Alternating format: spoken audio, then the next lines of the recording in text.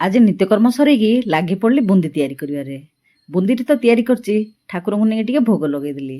ଭୋଗ ଲଗେଇ ସାରିଲା ପରେ ହଜବେଣ୍ଡକୁ ଟିକେ ଦେଇଦେଲି ଖାଇବା ପାଇଁ, ତାପରେ ମୁଁ ବି ଟିକେ ଖାଇଦେଲି। ତାପରେ ଝିଅ ଆଣିଥିଲା ଜଳଖିଆଟି, ତାକୁ ବି ଖାଇଦେଲି। ଝିଅ ତ ପଳେଇ ଯାଇଛି ଡ୍ୟୁଟି।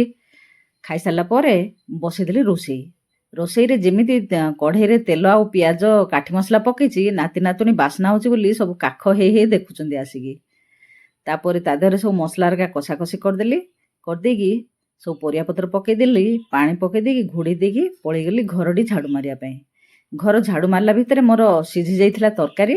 ପିଲାମାନଙ୍କ ପାଇଁ ଖାଇବାକୁ ରେଡ଼ି କରିଦେଇକି ଟେବୁଲ ହେରିକା ଆସିକି ତରକାରୀ ନେଇଗଲି। ଦେଖୁନାହାନ୍ତି, ମୁଁ ଯଦି ମିଛ କହୁଛି, ମୋ ପିଲାମାନେ କେମିତି ଆସିକି ଶୁଙ୍ଗି ପକାଉଛନ୍ତି ଆଉ ଚାମଚ ଧରିକି ଝୋଳ ପିଇ ଦେଉଛନ୍ତି। ତାପରେ ପିଲାମାନଙ୍କୁ ଖୁଆଇଦେଲି। ଖୁଆଇ ସାରିକି ଆଜି ସର୍ଟରେ ଦେବା ପାଇଁ ପୋଟଳର ଚପ୍ ତିଆରି କରିଛି।